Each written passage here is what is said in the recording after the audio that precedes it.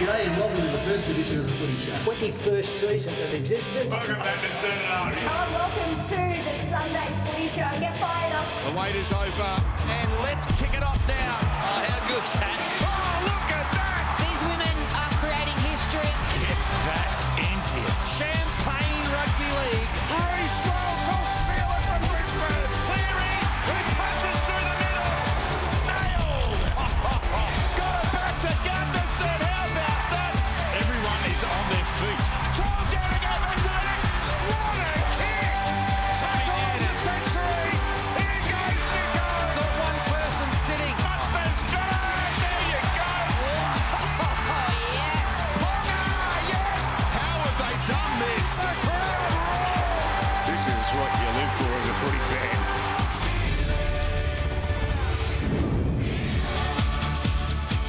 Hello, welcome to the Sunday Footy Show. Back for another season in 2025. 33 years this show has been running, and along for the ride this year we have Brad Fittler, Andrew Johns, and stepping in for Billy Slater today, Paul Gallen. How are we, gents? Good, thanks. Good Morning. Now, before we do get stuck into the footy, we just want to send big condolences and love to everyone up in northern New South Wales and southeast Queensland, and let you know that everyone here at the Wide Order Sports family is thinking of you. Now, let's get stuck into our off-seasons. Joey, you were busy, all loved up. Congratulations. Yep, all loved up. You got married. Got married. Congratulations. I'm going to start crying. Are you? Yeah, over in Bali, you see in the background Karamis there. I was out there surfing all the time. Place called Commune. Recommend it. Yeah, it was very, very, very small. It's just the kids and Kate's mum, the mother-in-law, but we had a great day. Great day. As usual, when you're over 50, we're in bed at 8:30 with a 6-year-old in between us. So, I'm very, I feel blessed to have those two girls in my life. I couldn't love them anymore. You're actually getting emotional, aren't you? I'm getting goosebumps watching you. I actually ran into Joey in the airport on the way home. Oh, that's right. Yeah, I was on a bit of a boys trip, and he said I just got married. I actually didn't believe him to start with, but he did. Yeah. So well done, mate. Congratulations. Thank you. Well done. Freddie, you had your Hogs tour again? Yeah, Hogs was good. Great weather. So we had pretty much 16 days on the road. Big Greg Inglis come on board. Awesome. He gets on a bike. He loves the bikes. Had Dale Finucane, Yasmin Clydesdale, Georgia Roach. And it was fantastic. Footy's going really well. The players are doing such a good job. I think the leadership at the NRL is doing a great job. We went from Sydney to Rockhampton and all the way down to the Great Ocean Road. So covered about 8,500 kilometres. Give out 3,000 footies. There's our sponsor Westpac. That'll help us out unbelievably. We started this in the first year 13 years ago. We slept on footy fields because we had no money to do it. We just got out and did it. Now with a little bit of sponsorship, we're staying in hotels, but giving out about 40,000 footies over 13 years. So who provides them? Well, just at different times. When I was doing it in New South Wales are paying for it. Now Westpac are contributing. So, but no, the GDOs out in the country areas are doing a fantastic job. Footy's doing really well in Melbourne and Victoria and Queensland. Obviously, they love their footy up there. So, love doing it, and I'll continue to do it. Good stuff, Freddie. And Billy, we know, isn't here. He's down in Melbourne. However, he had a busy off-season. He was part of our coverage for the Melbourne Cup. So he was really good. He was, yeah. He's great. Yeah, really good. You could see the jockeys really respected Billy. They really opened up to him. And I love those tight pants. You want a pair? We can arrange it. I'd love a pup there. I'd love to see Gal in one of those. Size 42 waist. His would actually be very similar sizes, I reckon. No, he was really good, Bill. Yeah. He was really good. Channel 9 talent on horseback. Traditionally speaking, doesn't go so well. I think we've got some vision in the past. So that's right. The Robbie Kearns one. I was there. Yeah. Back in the day. And then... Look at him. Broken arm. He's Devo. Joey, you had one with Girds. Was this Footy Show back in the day? Did that hurt? Their house, wasn't it? That hurt. One of our favourite segs. And this is our beloved JT on the Broncos buck. Good on him. What could go wrong there? Can't wipe the smile off his face. Gal, speaking of smiles, you were loving it over in Vegas. I was sick of seeing all of the social media content, but it looked like this year it was bigger and better than ever before. Look, the whole event over there is unbelievable. The fact, we're playing rugby league in Las Vegas is awesome. The people over there are all there for a good time. It was unreal. Yeah, we had a great time. Well, I've got to be honest, last year we went for the NRL and we didn't have as much to do, so the nights are a whole lot bigger. But this year we actually worked every day. We had things to do. Racing these cars was one of the best things I've ever done. Like we're doing 140, 150 mile an hour. It was awesome. It was unbelievable. Now, 240, 250 Ks, yeah. We were going quick and yeah, we had a great time. you had a mishap, so these graphics, please explain. A mishap on the flight, or you didn't even make the flight, did you? No, so I was at the airport and I was sitting there with Dinham as a test and a couple other sponsors of the event, and we were just at the bar having a chat, and then like 15 metres from the gate, and the line was 30 metres long, so we waited till the line got to the last 4 or 5 people. We went up there and they said, sorry, but you've lost your seat. I said, how come we've lost our seat? They said, because you're Group 2. Group 2 have already boarded. And like, yeah, but there's still people getting on the plane. They said, bad luck. And they just closed the door on us and left us. I was very lucky I was with Dinham as a test of the Sharks CEO. Could you imagine me ringing Channel 9 saying I've missed my flight from Las Vegas? I don't think they would have believed me, so I tossed Dino's name up wherever I could, and thankfully they got me another flight. That was also delayed. It was one of the most stressful times of my life, but I got to LA at about 9:40, and thankfully the plane was delayed to 11 p.m, so I got home. Yep. The lesson is that, Sad gal. get on straight away, Gal. Hey, why? I had a bag, I had a little backpack with a neck roll in it that was on. I didn't want to sit on the plane for an extra time. I like being last on the plane. I do it all the time, to be honest. You look really needy. I think you're needy. I'm not needy. I can be honest, I reckon mate, you're needy. It was one of the most stressful times of my life. I was actually very stressed. It wasn't nice. I wasn't comfortable. There was tears. There was tears. I did cry. Time now for our Sunday salutes. Freddie, who are you saluting this Sunday morning? I'm saluting. He's like a soldier, Payne Haas. Like as the game changes, you see forwards, they change. They're getting smaller now, more mobile. But the way he plays and his fitness levels, and it's got a lot to do with his genetics. He's just a beast of a man. He's big, strong, mobile. He's dropped about 5 kilos. Beautiful offload there on the left-hand side, then puts on a lovely offload for Corey Pokes to score under the post. Like just, you know, you just got to hope he gets through injury-free. He's, you know, he's such a great player. And he's also going through Ramadan at the moment, so he's not eating. He's not eating during the day. So when they started this and they go out to warm up, it's actually still daytime. So I'm assuming he didn't eat the whole day. So what an effort, what an athlete. And, you know, without him, and I thought obviously Carrigan did a great job as well. You know, those backs scored all those wonderful tries. They can thank them for it. Gal, you were at Cogra yesterday. Yeah, I was out there at Cogra yesterday watching the reserve grade game, and Cody Ramsey had ulcerative colitis, I think is the technical name for it, but he was absolutely unbelievable. He lost 29 kilos in a matter of weeks. He's had to survive multiple surgeries. It was actually life-threatening, the illness, and he was out for a couple of years, but he had a great game yesterday. They were down 14-6, I think, at half-time. They came back to win the match, the Dragons. Tyrell Sloan was also in the side. He had a pretty good game, scored a couple of tries. So good signs for Cody Ramsey. Hopefully he can make it back. He was look at this for a try. He was really good yesterday. That's tough, isn't it? Coming back from that. That he was in a hospital bed for 7 months. It's unbelievable. It'll be one of, if he makes it back, hopefully, fingers crossed, he plays an NRL game. It'll be close to the most inspirational comeback we've seen. On his performance yesterday, I've got no doubt he can play NRL again. Yeah. He still looked a little bit light compared to what he probably was, but with a little bit more time, his ability yesterday was there. Yeah. He can make it back for sure. Joey, who are you saluting? Tommy Turbo, he's out of this world. And considering he's never played fullback for New South Wales, I got to say, if he's fully fit, I'd pick him at fullback because he plays like a fullback, out the back of shape, and there he is there, and his pass selection is great. I think he's most dangerous when he gets in first receiver. He sets a try up late where he gets the ball and just charges into the line. This is it, a bit of footwork, just charges through. Look, he's just dragging people along. An absolute freakish player.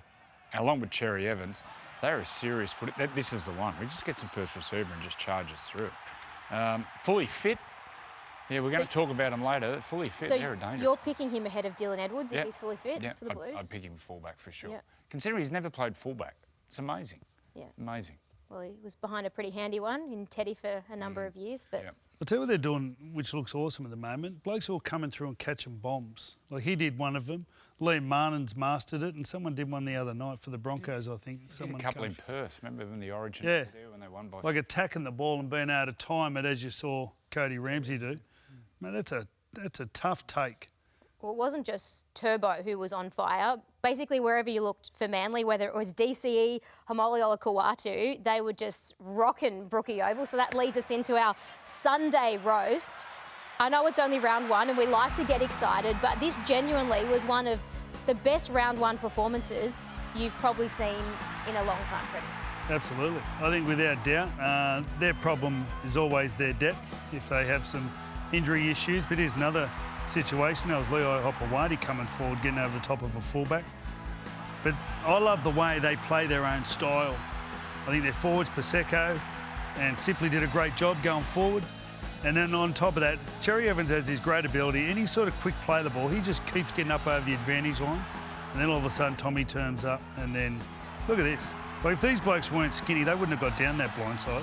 Like, it was that short, the blind side. Cherry Evans, 36, and playing as good as ever. My mate John Clark is the conditioner there. I was talking to him, and he said his off-season, he says, is a marvel. He said he's leading everything, leading all the fitness. He is an incredible... What is he, 36 now? He'll go for another 3 or 4 years, especially nowadays. Halfbacks are very much protected. You can't hit them at all when they go to the line or when they kick. But fully fit, and Olakau'atu, what a machine. Guys like Paseka are going good from off the bench. Ethan Bullymore, like, they've got a great forward pack. They're hard workers. They're strong. I've got no doubt they're in the top 8. I think I might have picked them to finish 4th or 5th this year. They'll be up there for sure. They're a good enough side on their day. They can beat most sides. They'll be there at the back end of the year. Mate, the other one too, Gal, was Jazz Tavanga. Oh yeah, he's come over. Yeah, he went good. So he started. He sort of gets into that tough period of the game. Then he moved to lock a little bit. Jake Simpkins come on, who's got a real art at hooker. He's been a hooker his whole life. I thought that worked really well. He made a tackle late in the game, Tavanga, and he dropped his shoulder. But he stayed on, so hopefully he plays this week and it's not too bad. Their pack is balanced. And I look at the Broncos too, it's balanced. They got the superstars and the big men. But then they got Hetherington and they got Corey Jensen, the workers around them. You got to have that balance. And a pretty settled squad as well. I mean, they've barely been any changes from last year. They've been together for a few years. Yeah, they haven't changed much, and they've only added quality to the roster. So, yeah, they'll be there at the back end of the year, I've got no doubt. And I think they played 5 of their first 7 games at Brookvale, which we know what a fortune it was last year. It's going to be even more this year. How good was it? The scenes at Brookvale are packed. There's nothing better than suburban footy, but you had 17,000+ fans watching these scenes. It's what rugby league's all about. Where do you rank Olakau'atu at the moment, as in back rowers? Oh, he's right up there. Look, I had him in the Origin side last year. I think he played Origin last year, obviously. He's an unbelievable player. He's so big, so strong, so talented. He's got ball skills. I think his potential a little bit untapped too. I think he can play more probably ball playing on the edges there, but he's just so big and strong. Tommy Dearden is one of the best defenders as a halfback in the competition. And he just ran at him all day. It would have given him a headache by the end of the game. So I felt sorry. Tommy, by the end of the game, I felt sorry for him. There was a run about 10 minutes to go. It just bumped him straight off, hit his head on the ground. I actually thought he might have to come off for a HIA assessment, but he ran straight over the top of him multiple times. He is an absolute weapon, Olakau'atu. You know what he does? He stretches his gait when he gets to the defence. So, like, if you actually don't hit him around the waist, which is really hard to do, you can't get both his legs because he actually stretches them at time of impact. He does it all the time. What about the Cows? I was worried about the Cows from the start of the year. Look, they had a good year, 2 or 3 years ago, and I think they just expected that to happen. Look, they've got a quality roster. They've got some good players there, but yeah, Do you think they've got a quality roster? Well, I think they've got some good players. Like guys like Nanai is some of the best back rowers in the competition. They lost 2 blokes in the pre-season. Helen Lukey's a big loss. That's a massive loss. They do lose a couple. But look, I don't see them making the top 8. I can't see them in the top 8, and I think there's probably a little bit of pressure on Todd Payton this year to do something. All right, let's talk about Dylan Brown. So I've got to say, for the last, 6 to 8 weeks, he's been in the paper probably every single day. Joey, you've got your head in your hands. I know. It is Sunday morning. Oh my goodness. I know you had some words on immortal behaviour earlier in the week, but $1.3 million per year, that is reportedly what. Well, let's get away from that. The way this has been handled, the player manager, their job is to look after their player and take pressure off him. This has just amplified so much pressure on Dylan. We're doing this game today, no Mitchell Moses. All eyes are going to be on him. Now, if they get pumped, all over social media, he's going to get absolutely hammered. The pressure on this young...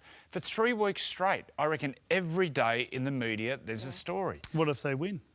Well, that's good. But he's going to go into the game without a doubt with this in his head. I just think I feel sorry for Dylan. Take the money and everything away. The pressure he is under at the moment going into this game. Mate, at the end of the day, though, you get a chance to sit down with your manager. This is a problem. A lot, like, of course, footy, you start so young and immature.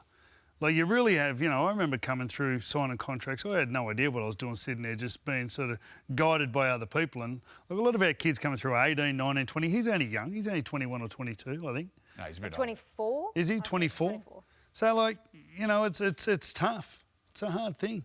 And what they've got to learn is you actually got to guide your manager. You pay your manager. You employed them. You pay your manager. So he has to take responsibility that the fact that this is all over the media, it's not his manager, he's guiding him. I understand what Joey said. Your manager's job is to try and take pressure off you, and it is. But at the end of the day, it comes back to you. You are the name. You are the name reporting the paper. You're the one everyone wants to read. No one wants to read about, I don't even know who his manager is. But you don't want to read about his manager. You want to read about Dylan Brown. And that's why Dylan Brown's name keeps coming up. So that's one thing players need to learn. You employ the manager. You need to help control the manager. And it's a hard one for players, really, especially young guys. I saw an article a few weeks ago and they interviewed all the coaches, a poll, and they said, what's the biggest issue in the paper? 25% of them said player managers. So how do we control? It's a massive issue at Parramatta. Look, some of the contracts at Parramatta are ridiculous. The fact they've all got get-out clause whenever they want it. Oh, they've got to get rid of it. That's crazy. Now, I think they're working on getting rid of Moses, or they may have gotten rid of that. Obviously, Dylan Brown's another one. There's probably multiple players there, and I think the fact they got Jason Rolls there, Jason Rolls won't stand for that. He's come from a place where you are all there for the club. You are 100% in for the club, not for yourself, and that's what he's trying to do at Parramatta, but it's not going to happen overnight. It's going to be I think it's going to be a long time, to be honest. It's going to take him a couple of years to fix all them contracts and get everyone there for the right reasons. The only way to get control, over the managers is have a draft. It was a long time ago that Terry Hill actually took the game to court and defeated the draft. So, you know, that'll stand there forever. So the only way to do it is have control as a draft, because our system is so loose that you can sign a year out for another club. So you can just start churning over, talk through the media and do whatever you like, trying to navigate the dialogue, you know, on your client, and that's what they do at the moment. Another big issue. Yeah, that's a system, but I think also Player the game... managers managing coaches. Yeah. Well, they manage coaches and players, yeah. Yeah, no. So you see that at clubs, whoever the coach is managed by, players managed by that same manager, they just end up, you get as soon as the coach signs, you get 4 or 5 blokes there. And then now you get clubs that refuse to deal with certain managers. Yeah. So... Well, most clubs now too. I know Penrith had a situation where, you know, when you got one person in charge, you know, you can fall under that sort of, you know, whatever system. But they have 3 or 4 people in charge of recruiting, not just the one person. So therefore, then, you know, they spread the responsibility, and hopefully you can't get that. But I feel for Dylan, and all eyes are going to be on him. Yeah. All eyes. And our intro today is all about Dylan Brown. Dylan, Mitchell Moses out. Do you want to be the main man? You got this big money contract. So everyone watching the game will hear the intro and just go, I'm going to watch him today. I know you'd like to see him at the Knights, but is he worth that price tag for a 5'8", particularly given they're already paying Kalen Ponga 1.4? Well, potentially, yes. He's an amazing player, but can he be a halfback steering a team around? And the question marks are there. Look, I've helped Dylan in his career, him and Mitch Moses. Can he wear the number 7 and, you know, push a team around the park? I don't know. But once again, we're going to watch today. The next 6 weeks, he's on audition, and we're going to see it. Well, is that not a good opportunity for him, though, to prove it? Well, it's both ways, yeah, it is. But then he's under all sorts of pressure and how he handles that. But I don't think that's such a bad thing for him. If you want to be a halfback and earn $1.3 million a year, I think to be put under that type of pressure and prove you can do it is going to show you're worth that sort of money. If he can't do it, then maybe he's not worth it. Look, for me as a player, I think you get whatever money you can. Yeah. Whatever money someone wants to pay you, that's what you are worth. Would I pay it for him? No, I wouldn't pay it for him. But if someone's going to pay it, you're not going to say no, are you? If you were Dylan Brown, you'd go the Knights? Oh, absolutely. I think it's irresponsible from the Knights to have Kalen and him taking, you know, nearly $3 million of your money. At the end of the day, you've got a fullback and a great half, or a great 5'8", but you need a lot more than that. You're not playing a 5'8". You want him as number 6. Play half, but you need a lot more than that to win a premiership. A lot more than that. And I agree with Freddy. That's a lot of your salary cap to have tied up in 2 players. Very talented. Yeah. Very talented and a lot of potential. Yeah. And he's got another 10 years left in him, but we'll see in the next 6 weeks. Well, it's going to dominate headlines for another 6 weeks. 5 or 6 hours, I reckon. Yeah. And he's got a great chance up against Cameron Munster and the Storm later this afternoon. Stay with us here on the Sunday Footy Show. Up next, we're going to take a recap of this brutal clash between two traditional rivals, the Doggies and the Dragons.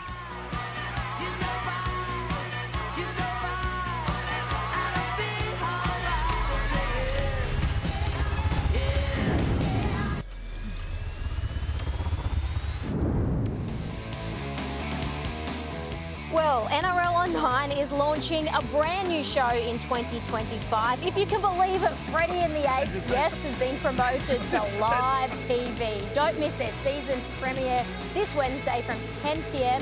Australian Eastern Daylight Time on 9 and 9 now. Yeah. How good is that? And if you're a snowflake, I wouldn't watch it because it goes in weird and wonderful places. Wow, we're looking forward to it. If you're easily offended, get ready. Wednesday night. There's a good chance you'll see Andrew's feet, so it's one of the more disgusting things you could ever witness. Freddie, Joey and Danica on a Wednesday Danira. night. Now, Gal, you were at Cogra for that match with the Doggies getting the job done, 28-20 over the Dragons. It was fair to say a brutal encounter, wasn't There was some great hits. I'll tell you what, kick out was a little bit hot and cold yesterday. He had some really good moments like that pass we just saw and some poor moments. I didn't think this was a try. I felt real sorry for Stephen Crichton there. I hope he doesn't get charged for that. To me, that's just a body check. He's not leading with his knees. He shouldn't be charged just got for a it. fine. Oh, thankfully. A bit of common sense there. But I thought overall it was a pretty scrappy game. Both teams only completed it by the end of the game at around 70%. It wasn't great, but I thought the Dragons blew it, to be honest. One thing we spoke to Dean Young about during the day on radio, and I know Shane Flanagan is big on, is protecting the middle in defence. Now, the two Tupanua tries were pretty ordinary and went straight through their middle, so he won't be happy with that. One of the Dragons' wingers had 4 errors, just dropping balls. I think that was Feagai. That was a good try. So, but the Dragons didn't look like scoring, to be honest. In the back end of the game, they come to life and scored a couple of late tries to make it really interesting by the back end of the game. It was exciting. The atmosphere out there was awesome. There was 16,000 people there. It was a really good atmosphere. The crowd was really good, really well behaved. It was a great environment to watch footy in front of. But I thought overall the game probably didn't live up to the expectation. This was the game of the round. I couldn't pick the winner. I actually ended up going the Dragons, so disappointed there. But this was the hardest game for me to pick. I thought the game would be a little bit better than what it was. But it wasn't. I thought both sides were pretty scrappy. But the Bulldogs' defence on the back of their coach, I thought was pretty good for the majority of the game. And you can tell he's a defensive-minded coach, Cameron Serrato. So I think he will be a little bit disappointed in those last couple of tries that the Dragons did score. They've taken that thing out of Penrith. All they try to do coming out of trouble is to get to compete for the ball. You talk about Max Fenai or Matt Fenai, the winger for St George. Burton just kept putting kicks up. The ones he caught, he was getting belted by Kickow. Then all of a sudden they'd get far enough down where he'd kick them high enough and then they'd compete. They ended up getting 4 or 5 errors out of him. And that ended up being the difference, I reckon. Like for 30 minutes, the game was 6-4 and it looked tight as. No one looked like they were going to break out of the mould. And all of a sudden there was a few errors from St George. They went try off a scrum, try off a penalty, and then the game just opened up and it was all towards the Dogs. And 2 tries to Tupanua. The first one I thought was a forward pass. And then after that, on the way back, the Dragons were back and all of a sudden Val missed an important goal. Yeah, To go within 6 points, that was a big miss. And that was a couple of minutes to go. And then they dropped 3 balls. Hey, Freddie, as a half of 5'8", you'd love to play with Satili Tupanua because he hits the hole and he knows where space is. And he runs hard. You know who he reminds me of? Steve Simpson, the big he is. titanium bones. Mate, he's fast. Over that 10 metres, he's quick. Look at he finds space. Look, he knows where space is. That was forward. Because you had to pass the ball forward for him to get through the hole. This one was a beauty. Find space. Look, I know what Flano's like about protecting inside shoulders. It was disappointing in Ilias' attempt there, and obviously the back rows there. You can't let them go through. I know that's what Flano's like. But speaking about competing, that's one thing that the Dogs did. They competed on everything. Yeah. And that's what I think Cameron Serrato wants to coach. And that's what the Penrith have done for years. Just compete on every single play. That was the difference. When the Dragons kicked downfield, there was no pressure on their back 5 at all. They just caught their ball, ran it back. Whenever the Dog kicked it down, I'll tell you, it was awesome, Montoya. Yeah. Montoya was chasing hard, competing on every play. He actually even put a shot on at one stage. He folded one of the wingers in half and left him on the ground. So he had a good game, Montoya. There was a lot of hype in the pre-season around the Dragons with their new recruits, Damien Cook, Clint Gutherson, Lachlan Ilias. What did you make of those big names yesterday, Freddie? I think the game didn't help. Like Gal said, it was pretty sloppy, a pretty intense atmosphere for the first game of the year. And, they weren't, they're not the Broncos and they're not Manly. They haven't been teams that have been together for a long time. You can see Burton really helped the Dogs with his kicking game, and it calmed them down. So I don't think the Dragons ever looked really in sync. They look dangerous and they've got some weapons everywhere. But I think they're also a little bit inconsistent with, they make some errors in poor times, give some bad penalties away. So I think the Dragons have got some work to do. I noticed when they play their block play, I watch them closely in the Charity Shield, when they're playing their block plays, they play really early. And Gutho just catches and just feeds it on. So a lot of other clubs go right to the line, which enables the outside backs to come outside in and stop the play. I was really impressed with their timing and how quickly they play to give time to their outside backs, which is Flano normally coached like that? Or he likes to give. He definitely, if you're playing in the middle of the field, definitely pass a little bit, give time to the edges. Time. That's right. Yeah. I thought overall the new recruits were pretty good. I think they'll get better. The Dragons, their first game together. Time spent playing together is, I think, really important in this competition. So they'll get better. I think you'll want more from Ilias. Unfortunately, I was a forward, obviously. He made a couple of errors. He made a couple, and I think a couple of the big ones were down in the attacking zone. They never had a lot of ball in the attacking zone, particularly in the second half. I think they had 3 or 4 tackles inside the opposition 40-metre zone. So they struggled there, but I think one he kicked dead, a couple of bad passes. So look, he's got to get better. Bad drop, yeah. They protect his inside shoulder. And look, he'll improve. He'll get better. And as I said, unfortunately, there's just so much pressure on those key positions. Nah, I couldn't do that. As if you didn't. No, I honestly don't think I did. I don't think I sprayed it. I was always too tired. So I don't think I did. Well, Lockie Ilias did miss most of last year. Yeah, look, I'm not trying to sit here and bag him. I think he did his best. But I think overall they'll improve as a side. Look, their forwards have got to get better too. They've got to lay a bit more of a platform for them. I thought the Dogs' defence, which, as I said earlier, is probably the backbone of Kevin Serrato's coaching, I thought was pretty good. Other than those last 2 tries, I thought was pretty good.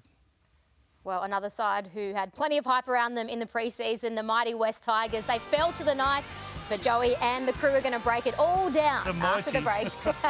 The mighty West Tigers. Well, wasn't this a beautiful moment on Friday night at Campbelltown Stadium? Brian To'o on hand to watch his great mates, Jerome Luai and Sania Taruba, debut for the West Tigers. There's some beautiful happy snaps on social media and very heartwarming moment after the match.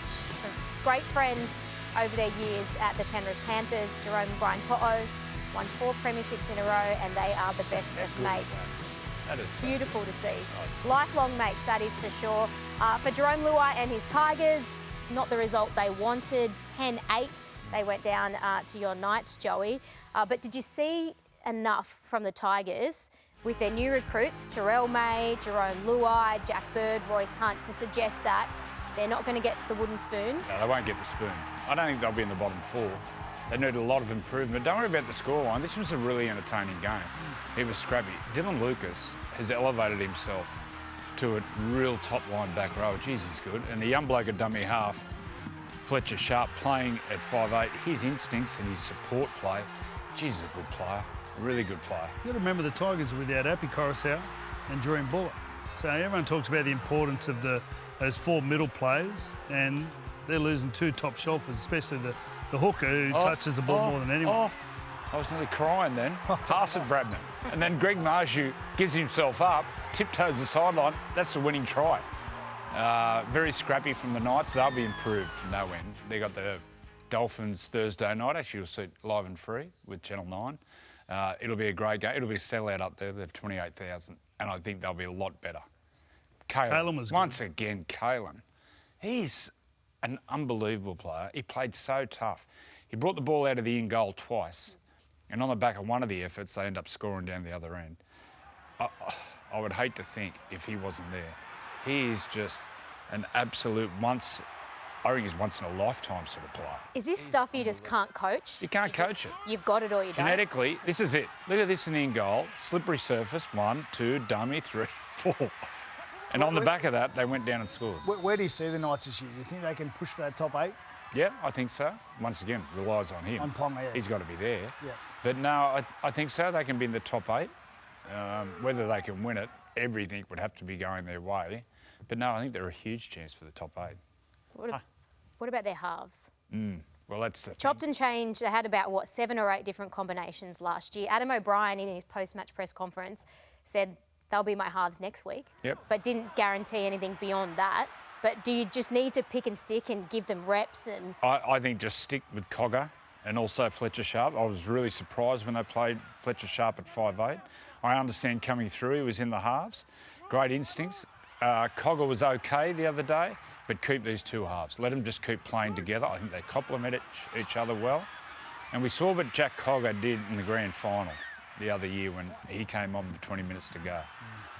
It's there, and just leave him there and let him build confidence and combinations. Fletcher Sharp comes through as was he playing reserve? Wing, He fullback, played more of a fullback. But coming through at Cessnock and playing juniors, he was in the halves. Yeah, so he knows how to play at halfback. He's obviously, even if he's a fullback, he's got that ball skill and ball playing ability. He's support play. He's a footy player. He's a footy He's player. a runner. You just need Cogger to do his job. He's got to be maybe a little bit more threatening. Same amount as dummy half. Phoenix Crossland, you've got to remember, still only just started playing hooker, really. Like, he sort of was the bench hooker for a couple of years, played a lot more number 9 last year. Coming through. Played a halfback coming through. I reckon he's a really good player, Phoenix Crossland. I like the fact they're all juniors.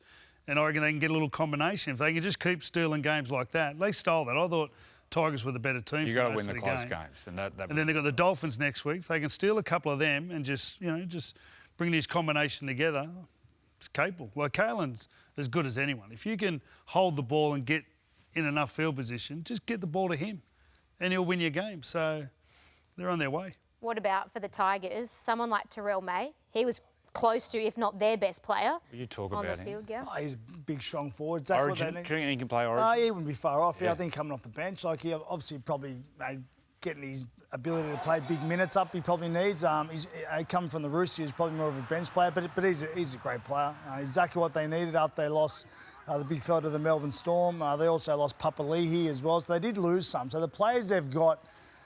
They've really just replaced the players that they've lost. So other than Jerome Lua, I think he's big, and obviously Taruva, but I think in the middle, losing those couple of middle players, I think it's going to hurt them. I don't think they can push towards the top 8 this year. I think it's a bit of a rebuilding phase for them, and I hope they stay away from the spoon. That's my hope for them. 3 wooden spoons in a row must be very, very tough for the club, so I'm hoping they can stay away from that.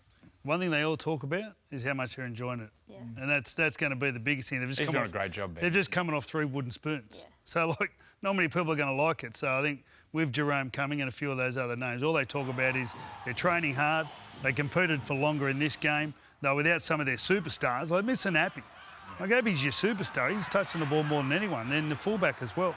So I think, there's blue skies ahead. Jerome said before this match he was just as nervous as what he was for his NRL debut because there was so much hype. Great sign. Shows he cares. And once again, they're going to get better as the year on. All new combinations. I thought him and Galvin were really good together. Skelton, the winger, geez, I like him as a winger. But, I think they won't come last. They won't get the spoon. I think Jerome Lua just going to the club and teaching, even teaching Benji how the Panthers train, how hard they train, how physically they train.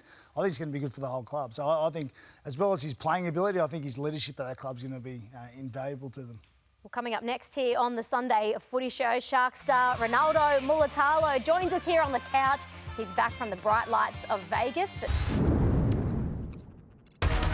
Mulitalo beats one, beats another, scores! I want to win, then I want to win again. You thought it was done?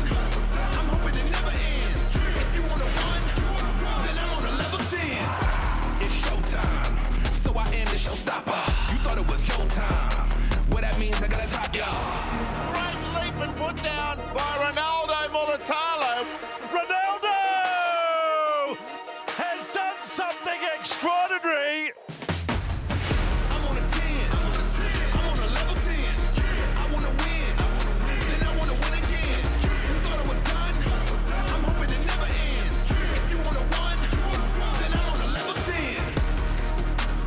oh yes, he's one of the most entertaining wingers in the competition, but more importantly, one of the best blokes in rugby league. Joining us on the couch, Ronaldo Mulitalo. Ronnie, thanks for coming on. Thanks for having me. Just back from the bright lights of Vegas. How was it over there? Yes, obviously full on. A unique experience, not only for myself, but teammates and all the staff. but yeah, I really enjoyed my time there. Spending time off the field with teammates as well. But yeah, it was a good experience and something I get to tell my kids about hopefully one day. What about you're a winger? What about the dimensions of the field? How hard was that to adjust to? Yeah, we didn't do much of it in pre-season, probably until the last trial against the main one that we had. But adjusting, obviously, our swing door, we like to swing a bit more and get deeper on shape, and the back end on shape. But to adjust that and run a bit flatter and have a more direct line towards the try line was probably something different for us. But yeah, we didn't get much to do it on the game, but it's a good lesson for us about getting things done and the environment we're in as well. The knock on Cronulla is you can't win a big game. Last year, 2 semi-finals, or the last semi-final, you fell at the last hurdle, obviously to Penrith, and then the big stage over there once again.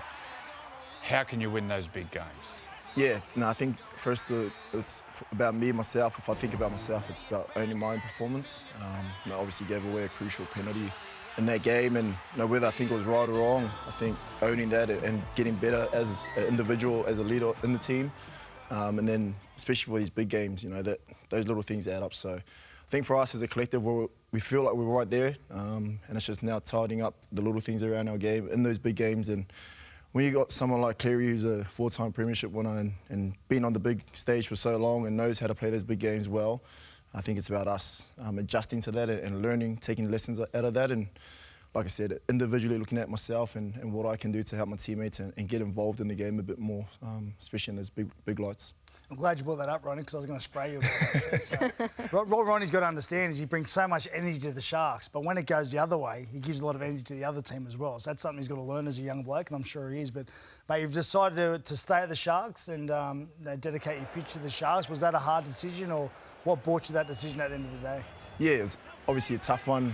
With family back home in Brizzy. I remember breaking down to not only my parents, but to the club as well when I announced my stay, crying in front of our staff, saying that I've committed to this family and left my family back home in Brizzy, and it's not been easy for myself and all the noise. I think the important thing for me was getting rid of all that noise and the distractions around my future and getting on with the signing and being at the club and committing here. And we did a good job with it, and I'm obviously super grateful for the club backing me and trusting me and all the board. The other big change at the club was the front row. Come over from the Warriors, Adam Fanua-Blake scored a great try in the first game. What impact has he made in the short time he's been there? Yeah, I think just the mongrel he's got in him. I think he beats up the middle really well, and he's just a class act, man. He comes into training, he works his butt off, and obviously the game where the big lights are there, that's what he delivers. And I remember when he scored that try, and I was just thinking, man, if I was going to pay someone $1 million, it would definitely be that bloke. But yeah, just super grateful to have him in the team. And even before the game, he said to us he's willing to go after it. So when you got guys like that performing like that in the big lights, it gives you a bit of confidence. Getting back to the winning big games, who's the voice out there when what hits the fan in a big game and just says, "Let's go, get on the back of me"? Yeah, it was crazy because it was actually Adam that stood up in front of everyone when he had his speech about what it meant for him to be a part of the club, and he just said to us all and got us all in a circle and said, "I'm going after it. Who's coming with me?" And a big Sifa as well, Talakai. He's another person that loves to go after the big dogs as well. So now you have Cameron McInnes as well, who's the ultimate leader for us, and Nico as well, that have been the standing points for us as well. So those guys and the guys that are the leaders in our group have really stood up, I think. Ronnie, what about the coach, Craig Fitzgibbon? I'm lucky to go down there a couple of times a week, and I see the effort that he puts in. He's just so meticulous about his preparation for every training session, let alone the games.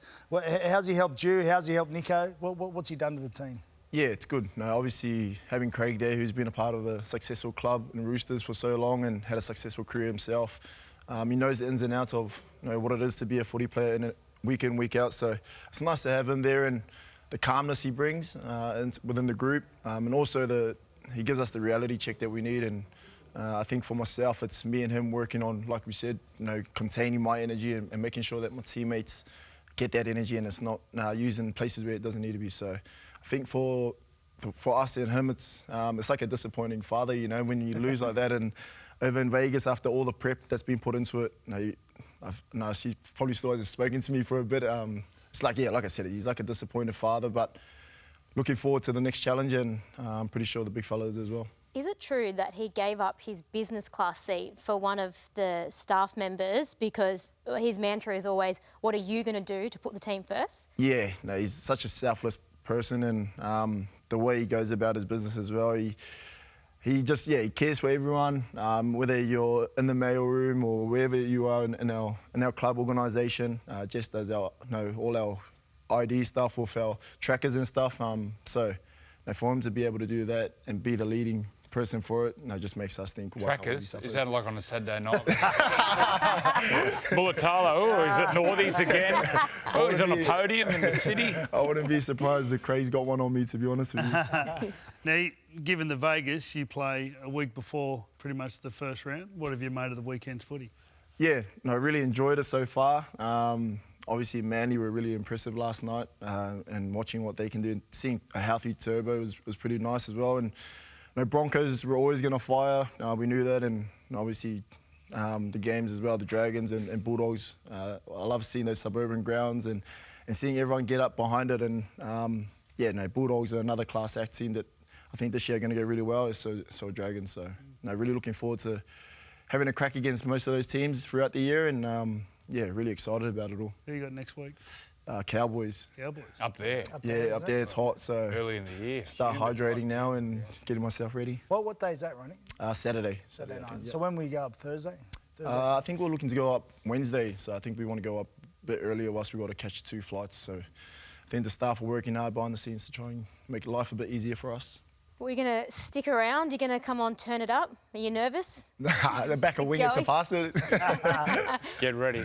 So you've got turn it up and Freddy's pass off as well. So you're going to stick around. So plenty more of Ronaldo, Mulitalo to come. Add something at the bottom of the invoice. But after the break, we're also going to recap the Rabbitohs win over the Dolphins. Turn it up. Can't wait for that. There was so much to love about this Rabbitohs win. Campbell Graham returned, Wayne Bennett back at the Burrow. And don't forget, Marley and Me is back for another year, one of the best podcasts here on Channel 9. And the first episode is with the Trebojevic brothers. And cricket was always good because you had a bowler, batsman, a wicket keeper and one fielder. So it always worked out not too bad. And Tom would never go out. When he got out, he'd have a tantrum and stay in. So me and Tom normally won. Well, I'm the smartest of everyone, so I worked out that they need me to play. So I'm only playing if I'm batting first. And if I got out early, I would start crying, and they would need me. So I'll just. One time he nicked it. I reckon you could have caught it at third slip, and he said he didn't hit it. It's automatic keeper, not automatic third slip, mate.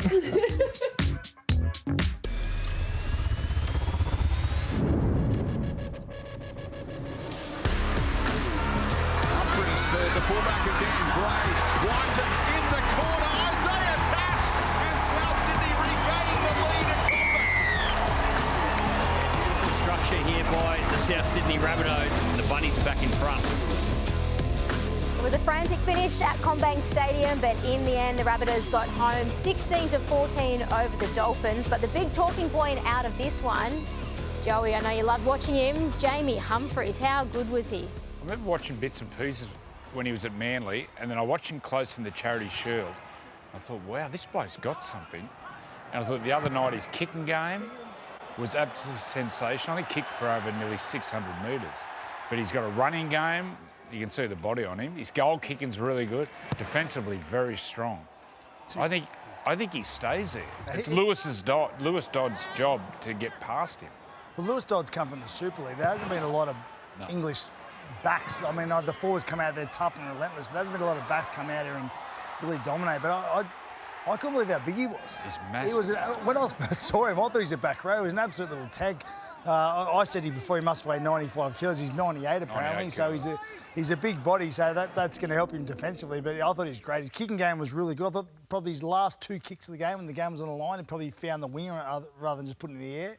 But overall, he was a good player, and it's going to be his spot for the moment. Have a go at the rig on him. Beast. Well, Cody did well. At the back end of the game, Cody took over and he started kicking down to that corner. But I think what he did do, he spoke about after the game how Cody was a bit of a hero of his as he was growing up and watching halves play. And like he had to step into Cody's space plenty of times to kick. And then I just like the way that he allowed Cody at the end of the game take control. You saw him tackle earlier. The other part about Cody's game, I thought, was his defence. His defence was excellent. He came up and jammed in on Hammer a couple of times when they were sweeping around. He got up and made the right move. Was very aggressive in defence. So I think both of them together, although there was enough there to give them a good platform. I think they completed 85%. Well, that's the thing about it. But that had a lot of players out the Bunnies, some of their bigger names. But I thought it was a real Wayne Bennett coach performance. Like, they don't beat themselves. Wayne Bennett's teams don't beat themselves. And when you complete it at 85%, it doesn't guarantee you a win, but it gives yourself every chance of winning the match. And that's what they did. Great completion rate, played simple footy, and at the end of the day, got the victory. So they started the year exactly the way they need to, particularly with some of the players that got out. The two Jais, the fullback was awesome, very busy. And then Jai Arrow come up with a couple of crucial plays at the end of the game. He chased back and made a tackle. And then he also scrapped a ball and then ripped it out when just after South made an error. So I've got to say the two Jais, one in attack, Jai Gray, he was just everywhere. And then Jai Arrow come up with some really big plays and just showed his sort of, where he should be, his leadership in the game for the team, And he's also coming back from shoulder surgery at the back end of last year as well. So he hadn't played in a while, hadn't gelled with his teammates in a while. Also expecting his first child very soon as well. So big congratulations to Get your sleep. Jai Arrow. Get your sleep. Plays big minutes, as fit as they come. Yeah, he was outstanding. I got to say, I was disappointed in the Dolphins. Really disappointed. Look, it was a slippery night, and as you said, South completed 85%. There was a lot of ball in play, but I thought they played way too conservative. Did not use the ball enough. You've got to take risks. 12 minutes at one stage of ball in play. Isaiah Katoa, I've wrapped him for a couple of years, and I love him as a half, but he has to start running the ball. I actually went down the sheds and had a chat to him. I just think there's got to be more of a run threat. He's thinking pass too much. But I suppose he's a byproduct of junior coaches now, where they don't let him get out there and play. You learn your lessons making errors on the field. I thought that they played way too conservative. Way too conservative. Look, there's a lot of issues up there in Queensland at the moment, as we know, but I think the fact they lost three of their leaders before the game didn't help them either. But I actually changed. I tipped the Dolphins and changed my tip to South Sydney because they had three of their better players out, which I think was pretty big. Well, you got strike. You got Herbie Farnworth, Finny Fukiaki. I hope I said that right. I apologise. They're not getting the ball. The hammer. I didn't see Herbie Farnworth get the ball in space, and that's your job of your halves, to get the ball to your strike players at the right time, the right situations. What about Campbell Graham? Hadn't played in 553 days. So he had surgery on his sternum last year, and at one stage too, he got shifted out to the wing, and at the back end, he put on some massive hits. So it was, I think all rugby league fans can agree, it was just so good to see him back on the field, and he had a blinder. He saved to try at the end and just use his big long levers, dragging blokes towards sidelines, putting them in bad positions. This run here particularly, was two runs where South are getting put under pressure, and they're a pretty young side, South, so no one was putting up their hand. But he made two runs just on his own, bang, give me the ball. So both attack and defence, but it was really valuable for him. What's going on behind? They're going to need it. What's going on behind those eyes? He's got that suicide. I'll tell you what, he's got that sinister have you look seen him about in real life? He's a big man. He'd He'd be 6'4", pushing 6'5". He's a big dude. He's hard to handle, yeah. Well, a lot was made of who they didn't have. No Cam Murray, no Latrell Mitchell, but the Rabbitohs certainly put on a show. So too did the Broncos. Madge's reign at Red Hill gets off to an absolute flyer. We're going to break it all down after the break. See you in a sec.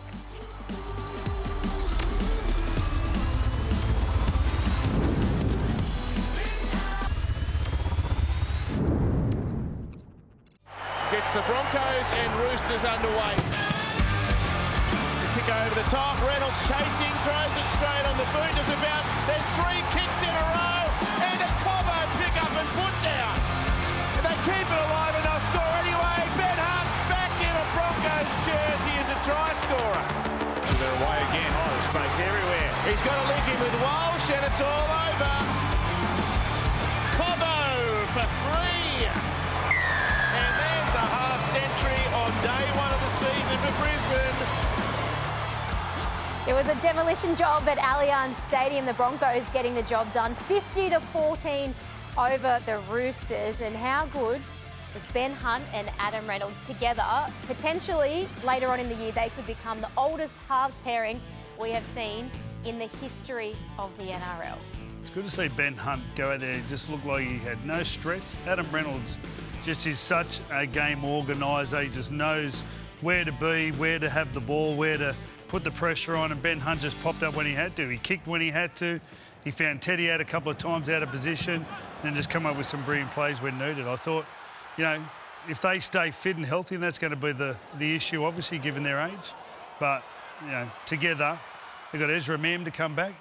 You wonder where he plays, if he plays. So, what a great start. Are you keeping those two together? I mean, it's one game, Joey, Yeah. but from what you saw, 1,000,000%. Ezra's going to have a tough time getting back into Well, this. Ezra will have to earn his position. I think eventually, towards the end of the year, Ben Hunt will probably go back to 14, where we've seen him in Origin. But Adam Reynolds, it's the best I've seen him play. It's the best I've seen him move. You can see he's had a really good off-season. He's had groin problems and all sorts of leg injuries. But when you're moving in the off-season, it just helps your body so much. I saw him take the line on a lot the other night. He was outstanding. I love the way they shared the ball around the halves, and they're both 8 out of 10, even 9 out of 10. Reynolds his kicking game is as good as it gets. I'll tell you what's pretty good for him as well, Corey Pakes. He's a good player. He was like he's 25 years of age. He's not a kid just getting his career started. He's been around for a little while. No, the story is Ezra Mam will come back and Hunt will go to hooker, but I think Corey Pakes will be giving it up that easy. I thought if he can play like that week in, week out, he's going to be hard to leave out of the side. Gal, what about... Sorry. It was awesome. His trial form was awesome. That play there. And then he come through, and you know what he did? He had that little bit of deception out of dummy half. I think Broncos have had that for a while, where Billy Walters only come up with a couple of nice tries, but he could go both ways. He had the markers filled most of the night. Mate, the Roosters kick chase, Freddie, putting pressure on kickers. They were coming from the outside. Your pressure kickers from the inside. It's always the inside, yeah. That's why they played on a couple of times and played on tackle 5, and they scored some good tries at the back end of the game, the Broncos, some really, you know, entertaining tries, which I suppose when you're winning by 50 points, you can throw the ball around a little bit and have a go. But, yeah, they scored some good tries. Look, I know we're talking about halves then, but I thought Payne Haas and Pat Carrigan were the two best players on the field. Pat Carrigan was awesome. I know Freddie spoke about Haas in the game. Throwing Pakes. But, yeah, Pat Carrigan for me. I thought he's probably the best back row in the competition a couple of years ago when they made the grand final. He probably let himself down a bit last year, but if he keeps forming like that, Pat Carrigan, he'll be right up there again. He's an outstanding player. The Chooks, Freddie. The Chooks. That's it. Are you worried about them? Yeah, I'm worried about. I don't think they can compete for the competition this year. I think they're well short. 3 blokes on debut. Part of that team also, they had 2 blokes make their debut last year. Marky Mark, he was one of them. Also, Blake Steep was the other. And then the year before, they had 2 of their players make debut. So he pretty much had 7 players who'd barely played. So, you know, I think Robbo said after the game he was pleased with some of the, you know, that was a pleasing part of the performance. I don't know how you could take any positive out of that game, other than the fact although Toya showed some really great signs as a strike centre, a young kid who's had a couple of knee recos. He was most probably the best thing for the Roosters on the night. Brilliant play here, the footwork firstly, and then to come up with the pass, you got Reece Walsh looming in on you and come up with that beautiful pass at speed, hit Young out in front. Was a sign that this bloke can play and he'll be there for a while. But outside that, they were highly disappointing. They just couldn't keep up with the Broncos. Phil White, Siwa Wong, blokes who have been in the system for a few years, just getting caught a mark again, caught on the ground. You know, they just weren't up to it, I didn't think. We just saw that graphic on the players they'd lost, but then keep in mind too, Sam Walker and Brandon Smith are still coming back from ACL injuries. Spencer Leniu was suspended, so he wasn't there for that. And Victor this week won't be there. And Victor, yeah, with the HIA. Joey, I think during the week in your column you'd said it was maybe not a rebuild year, but a transitional year for them. Yeah, transitioning to a lot of young players, and they've backed these young players. They haven't gone to market, so they're obviously backing these young players to come through, especially in the forwards, but it's going to be a very challenging year for the Roosters. I can't see them making the 8. So, they've only got a team called Penrith this week, Friday night. Was heard here live and free. Yeah, with no Victor also. He got that head knock, which is a bit of a worry for Victor. He's had plenty of concussions. I actually saw him post-game, walked in the car, and he seemed okay. He said he was all right, so that's a positive. Yeah, he seemed okay. So, look, he obviously followed the protocols, and his safety's the first thing that we're all thinking about. But, yeah, from all reports, he's okay. So, yeah, hopefully he only misses 1 week and he'll be back. The good thing is, you've got an experienced coach. He's not going to lose his nerve. You know, they play the Broncos, they get flogged. They've got Penrith next week, which is going to be tough. So the thing is, he's not going to lose his nerve. So, you know, what he's done over the past 12 years or 13 years is going to give him a little bit of room to actually bring some players through and hopefully over the next month or so form some combinations so they actually compete for 80 minutes. That's the one thing they couldn't do. They just couldn't concentrate. Do you think they make the 8? Well, not at the moment they can't, I don't think. They make the 8? No, they don't make the 8, no. I can't see it. Yeah, get a few players back later. Remember they play Brisbane and they've got Penrith next week. So like I said, we just got to hold our nerve for a month or so to see if they've still got some great players there. It's only round 1. Only round 1. It's only our first episode of the Sunday Footy Show, but of course it is Turn It Up back for another year. The award-winning segment, it is coming up very shortly. But as we head to the break, Joey loves it. As we do head to the break, though, we're going to hear from Michael Maguire and how he's settling in his first year as head coach of the Broncos. Seconds to go, really. Only a minute. Madge is there. He's going to put another nail in the coffin. Incredible scenes. And Michael Maguire, he is furious with them. Ouch. 0-4 to start the year. It's really challenged myself as a coach to be able to work my way through this. When's the optimal time for the Tigers to either say, you know what, Michael Maguire's coaching us next year, or Michael Maguire's gone? Now. It can be a cruel game to see the change room like that. Then came the news, Michael Maguire had been sacked by the Tigers. This New South Wales group has conquered what many believe was almost impossible. I'm a different coach now, obviously off the experiences. I think, I believe I'm a way better coach because of everything that I've been through. Absolutely incredible scenes here of jubilation and joy. From the highs and the lows, and every organisation is different. And I sort of say that you slot into an organisation at a certain period of time, and depending on that timing and the group and the circumstance of the organisation, it plays a big part in the outcomes that you get each week. There'll be some despondent faces amongst this Tigers group and in the coaching box as well. Where I find the love of the game of helping players to be able to play at the highest level. The siren sounds, the Shields heading back to Sydney. Now as a coach, to see players go from being a young player that's never played a first grade game to playing a first grade game and going into representative football, or whether it's Origin or international, it's a pretty good ride to watch the players come through. It's amazing actually to be coaching Reno again, to watch him where he was to where he is now.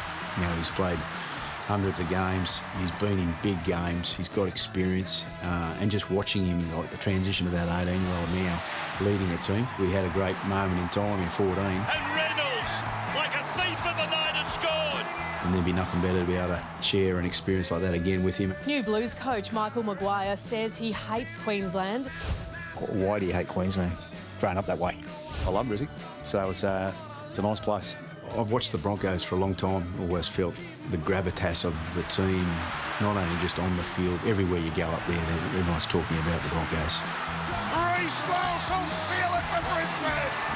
They have had some pretty good experiences over the last couple of years, and taking those experiences forward into what they want to do as a group. The players are prepared to do the work and just take day by day, and then to be able to give that back with great performances, that's obviously what we're chasing.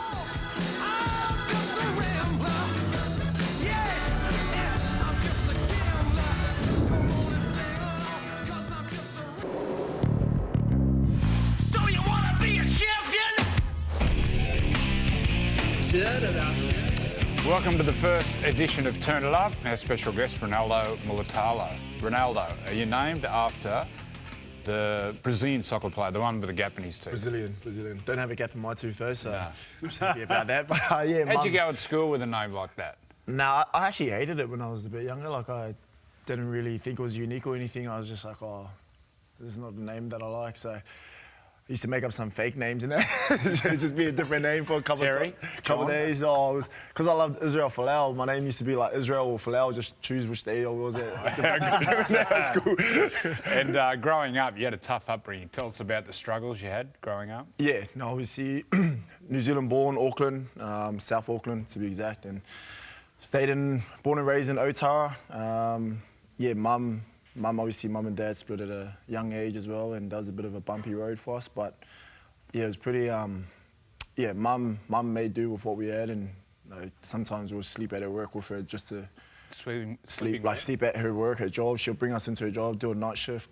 She used to be in like a course in, I think, and then she used to just bring us in because no one else to look after us. We're pretty young as well, so we had some things in our life, our junior life that probably no kid should have seen. But I think when I look back at it now, super proud and super blessed that I've got to live this life so far. Cool. The one thing that's important though is you keep giving back. I know you work with Street Side Medic, Daniel Noor. Yeah.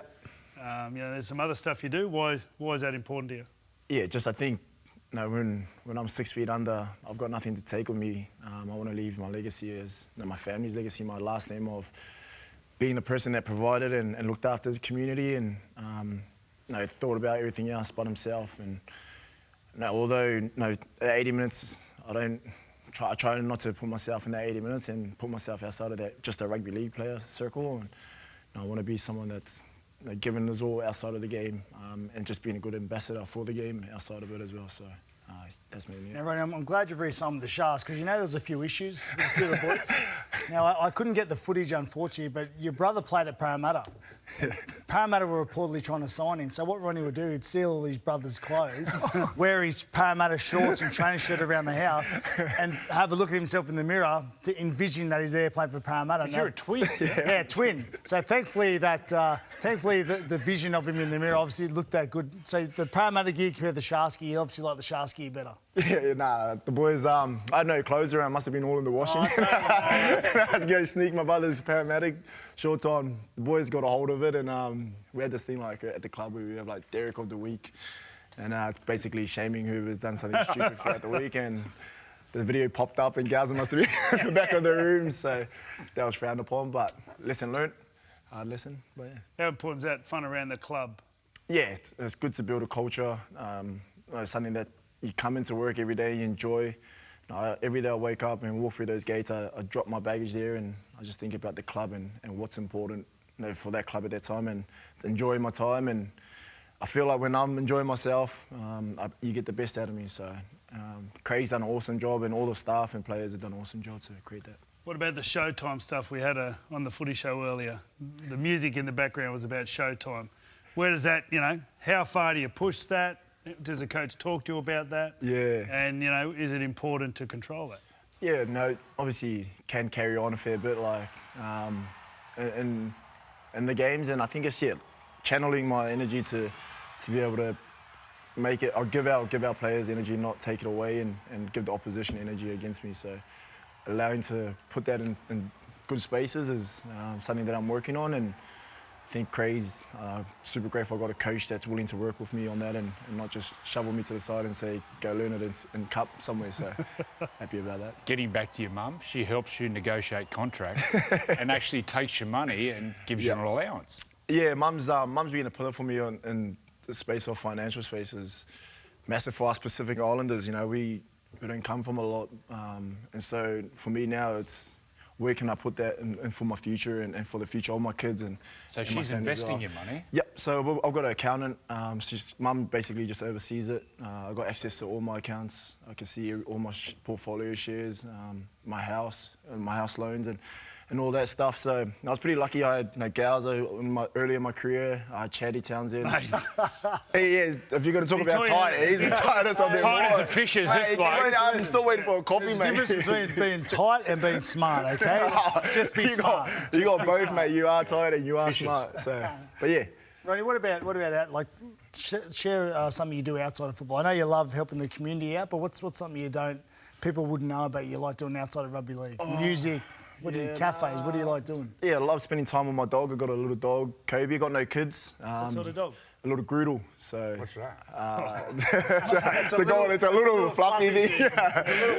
It's all over his Instagram. That's where I was going with this. It's so funny, like you see this dark-skinned coloured boy walking off a little poodle. I'm like, just big. I thought you'd have a pit bull or something. All the boys. And he's coloured it. That's all. Oh, almost lost one. Gal's just got back. He's having flashbacks to Vegas. Yeah, Vegas. So how's the dog going? All good? Nah, good. Love him. Like, honestly, it feels like a little kid waking up, having some responsibility around my life. But yeah, and then gaming as well. So, mate, can I take you back a couple of years to start of Origin?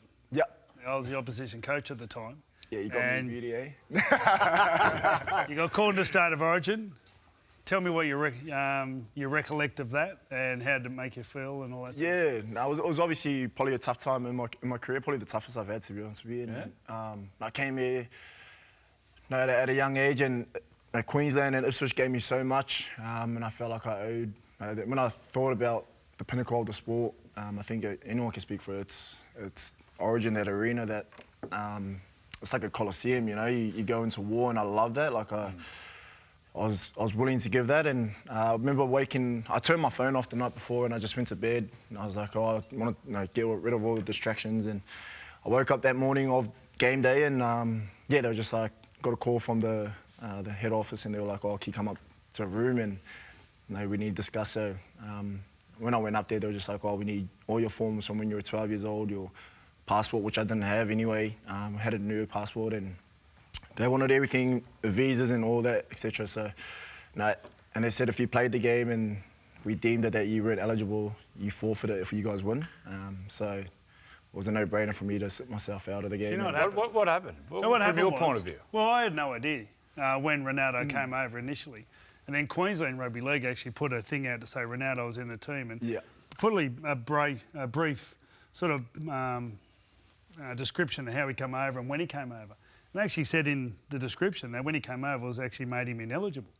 Then it came to sort of the board in New South Wales, and everyone said, well, he's ineligible. And we gave you Greg. We gave you Greg. We gave you Israel. We gave you Israel. We're not giving you Ronaldo. It came out of that. If Queensland Rugby League didn't put something out to say when you come over, like no one was any the wiser, and I don't. It's not their fault either. And I'll say this about Ronnie. He's truly passionate about Queensland at the time. I know he's a Kiwi now, but we had.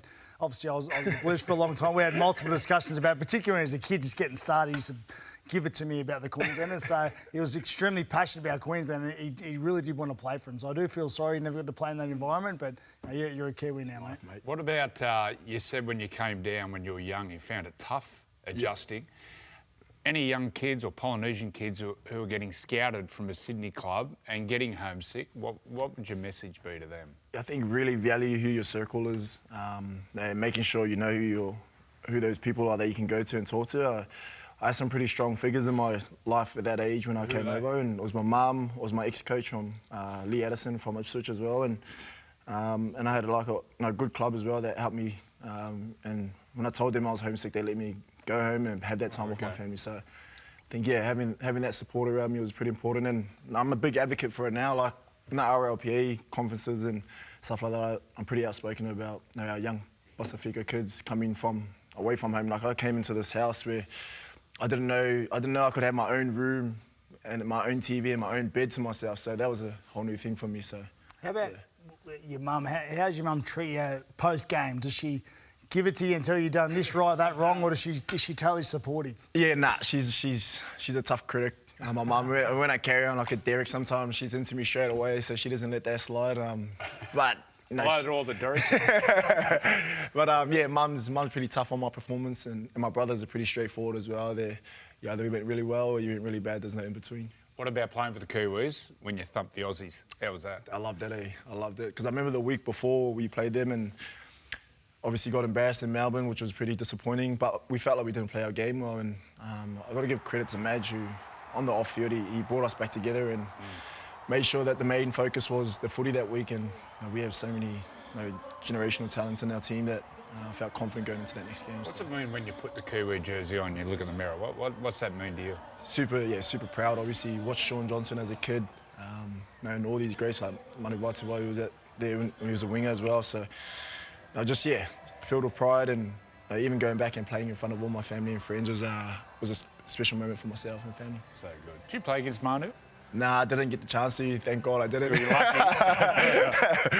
I'm not too keen on tackling him, so maybe I got to miss him. Do you reckon you win the comp this year? Super, yeah. I reckon, excited to get into it. Obviously, earlier on in this time of the year, everyone thinks they're pretty good and got their chances, so I'm confident we can, but there's a lot of footy to be played, and I don't want to play the trumpet too early. What was the chat like after Vegas then? Because that was considered a pretty big stage. Yeah. I even look back to last year, and you think Brisbane got beat, South got beat. They both went on and failed during the year. Yeah. Talking about Cronulla haven't stepped up in those big games at the moment. What was it like after the game? What was the coach like? What were the players like? in the dressing sheds at Vegas. Yeah, like, it was probably super disappointing for not only ourselves but the coach as well. And like I said before, you know, it's like letting down your father, and you could tell it hurt everyone a bit more. But that's what's good about footy. You know, you get another week to have a crack at it, and I think we're really looking forward to getting to it. I think those big games, like me being the Shark, I was there watching it. I think the Sharks blew that game, and I just think you've just got to get better at the big moments of executing the When you plays. say they blew it, how did they? Well, I think they had 2 tries. They lost by a try, I think, by 6 or 8 points. They had 2 try-scoring opportunities, probably 3 actually. There was a part where Trindle could have passed out the back, would have had a 3-on-1. The 2 centres bombed 2 tries. One was at the back end of the game when the game's on the line. So, I mean, I think if you execute 1 or 2 of them, all of a sudden you're winning. You're beating the 4-time premiers, and you know, the talk about can they win big games isn't there at the moment. Everyone's positive, everyone's happy. So, look, obviously I'm a Shark and I'm backing the Sharks and I'm on their side. But I think that they've played a few big games over the years. They won a semi-final last year. They were beaten by Penrith, don't forget, who won the premiership too. So it's not like they were beaten by someone who just beat them in a big game. They played Penrith again in round 1 of the competition. I think in those big moments, you execute 1 or 2 more of them, I think you would start winning those big ones. Yeah, definitely. Like even silly crap, like we spoke about before. Your penalty. Yeah, my penalty. So yeah, like things like that. But yeah, no. Whether I think, like I said before, whether I think it was right or wrong, but at the end of the day, the rest got the whistle and I don't. So getting that right would be nice and something I'd like to have back. It's interesting though, and that someone else got penalised for doing something similar. I forget which game. I think it was the Canterbury St George game where someone came in and, you know, unnecessarily approached the ruck when they didn't need to. So it's, you know, I think that's a message to everyone. I thought the refs did a at least there's great job consistency. there. Like I'm happy with that. Like when I watched it, I saw it. I was like, oh well, you know, at least they're being consistent with it, and I just don't feel like it's just me. So Well, back in the day when we played, if the winger came in and did that,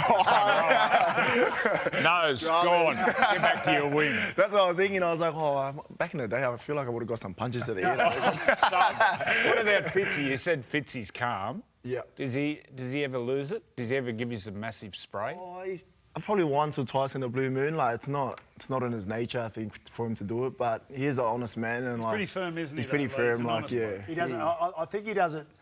I think he does it more individually. Yeah. I don't think he misses. If he wants to give it to you, he doesn't have to rant and rave and carry on, but he doesn't miss. Yeah, if you get in the door closed and after you walk into his office, and you just know it's dramas. So Toby sat in a few of those, so I'll let Toby enjoy that. Well, thanks for your time, mate. Toby Rudolph has unfollowed you all on social media because he didn't get you. Yeah, well, he unfollowed everyone because he didn't want to see us all in Vegas, and then when we got back, followed us back again. So I said, He's hilarious. We're going to get Toby on here. Righto, mate. Thanks for coming in. That was so good. Get to know you more. Thank you. Stay with us. Thanks, Gallen. After the break, we're going to break down Sunday footy.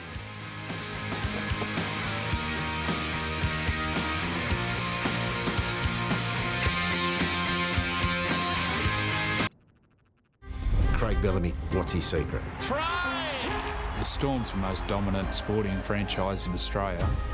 To have a coach that's been at a club for 22 seasons in a city where rugby league's so foreign is quite unique. We are not going anywhere. We ain't going to surrender. The influence he's had on the game will go down as one of the greatest coaches Australia's ever produced in any sport.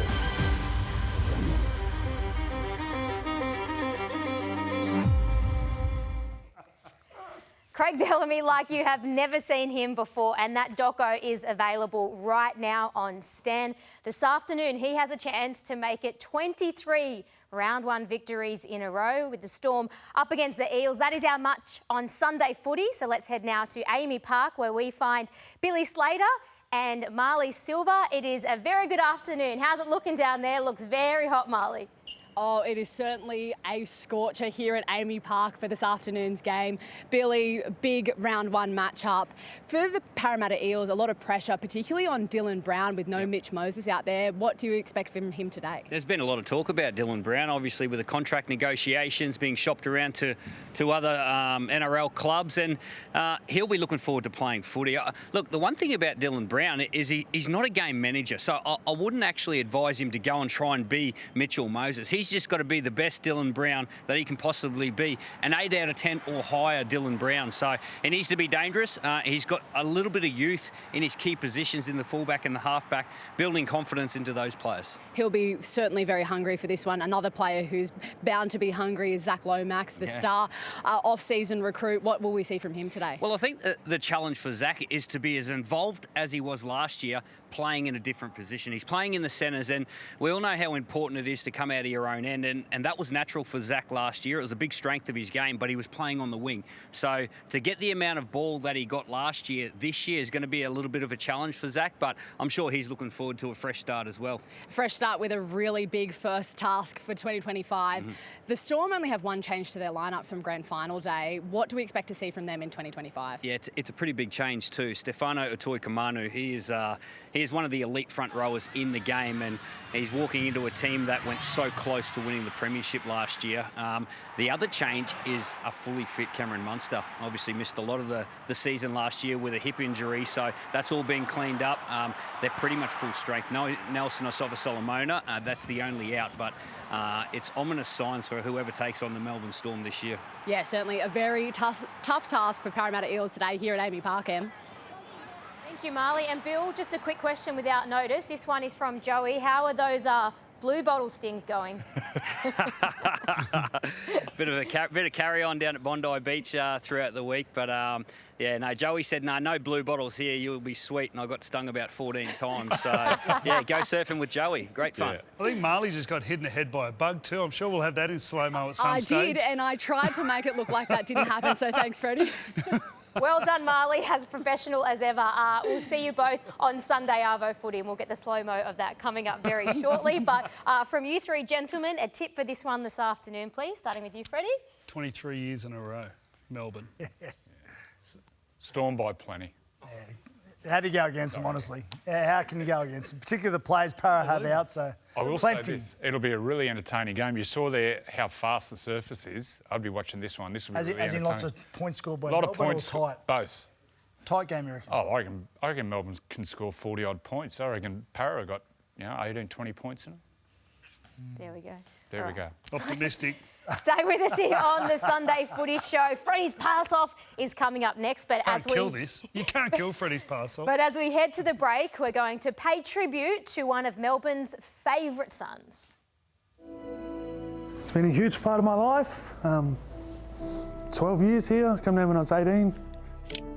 Welsh, the young Stormer, 20 years of age, makes his debut. Made lifelong friends and memories. The Eagle has landed. Melbourne have won it. Bells and Frank, I'd be half the person and half the player I was if I wasn't coached and mentored by you guys, so thank you very much. Origin, done and dusted. He just got a blue shower. Wait a minute. Oh, you won't be happy. I've had so much fun. My highlights are the friendships I'm going to have. He's just always been a good mate, always willing to help you whenever you can. He was one of those guys that you really wanted to play with.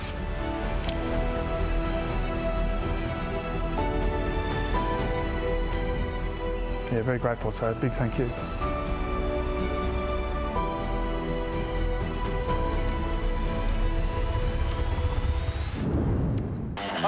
Welcome to the passing competition, so no bloody arguments, you understand? Don't foot fault there, Greeny. And a 10. No pressure, Luke. This is one of the more important things that happens here on a Sunday, understand? Oh, beautiful. Rounds of applause.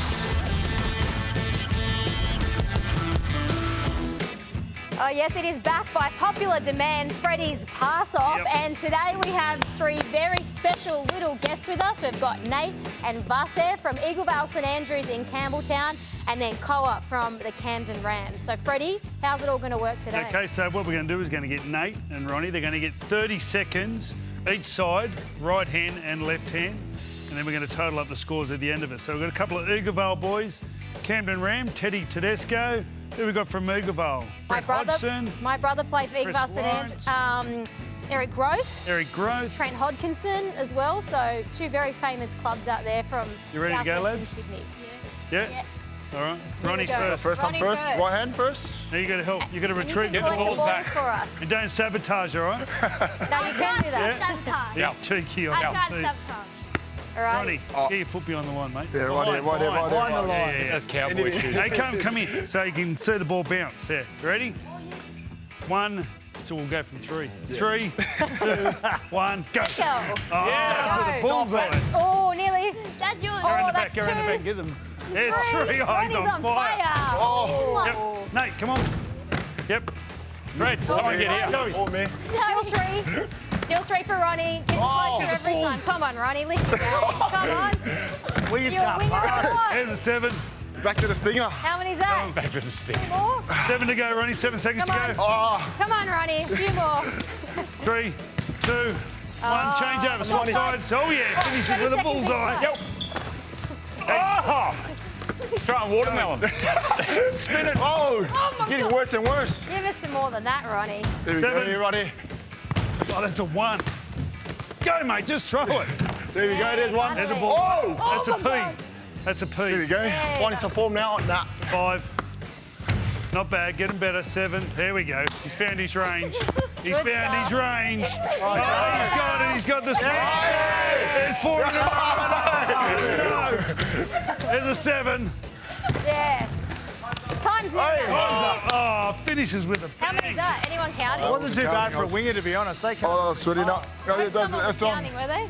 Surely the camera's counting somewhere, are they? Who's up now? I'm not sure who Am I was catching counting. balls? Nate's up now. I'll catch Nate, balls. good luck, mate. Nate Bullock.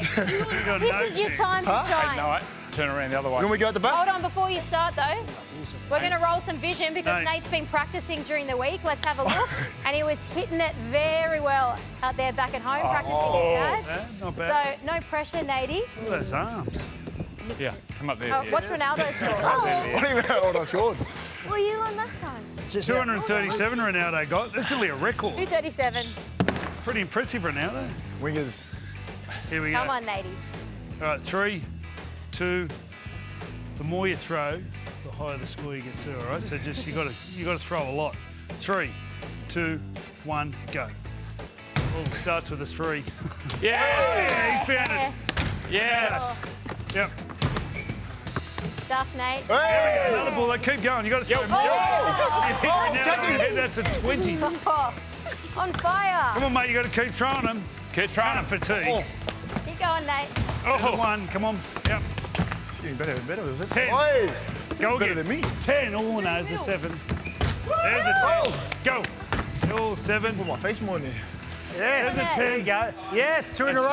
around, turn around, turn around. Joey. He's getting on to 3 in a row. Let's go. Oh, There's a 1. Yes. Come on, Natey. Mate, you got to throw more. More. You got to go quicker. Go. Quicker, quicker, quicker. oh. There's a 10. Yes. Yeah. Oh, sabotage. 10 seconds to go. 7. Yes! Yes. Yes! Go. 3. Yes! Go! 2.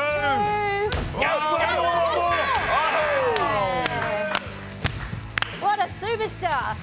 How do you reckon, Nate?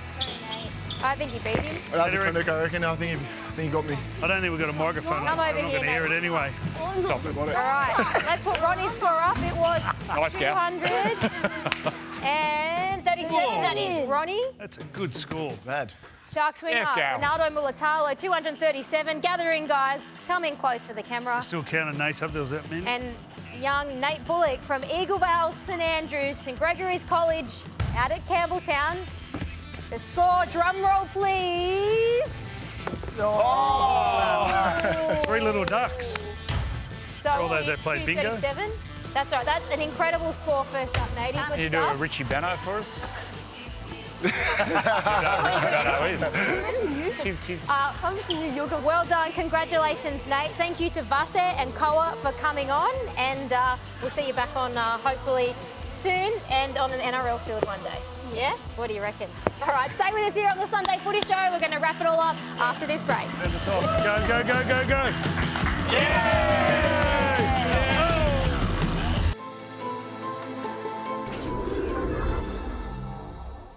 We're here today for the union of two parties, MAFS and the NRL.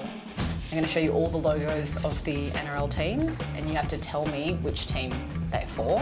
Ready? All right, I'm ready. Penrith? Not even close. That looks like the toothpaste, the red and white and blue. That's what it kind of looks like. You're on a dating app. Is this a yes or no? My standards are pretty low. Probably be a yes.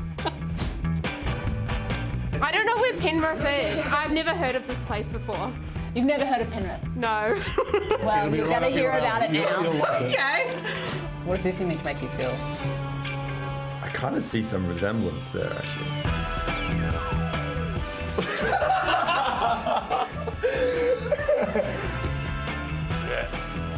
Oh, you can catch plenty more of that on 100% Footy this Monday night. It's straight after maths. Cam Smith is on the panel this year and Nathan Cleary is a special guest this week as well. I'll tell you what else is back. Big League magazine, so you can head to NRL.com for some of these. And the annual Middo's Baby is back as well. That's just, you know it's real rugby league when you see the annual. It is a feast of information. Takes you back to your childhood, don't you think, Joey? Don't want to think about my childhood. Okay. Wasn't too long ago. So make sure you get your copy, Big League and the annual. And everyone, please enjoy your footy this afternoon. It is the Storm and the Eels live right here on Nine's Wide World of Sports. We'll see you next week.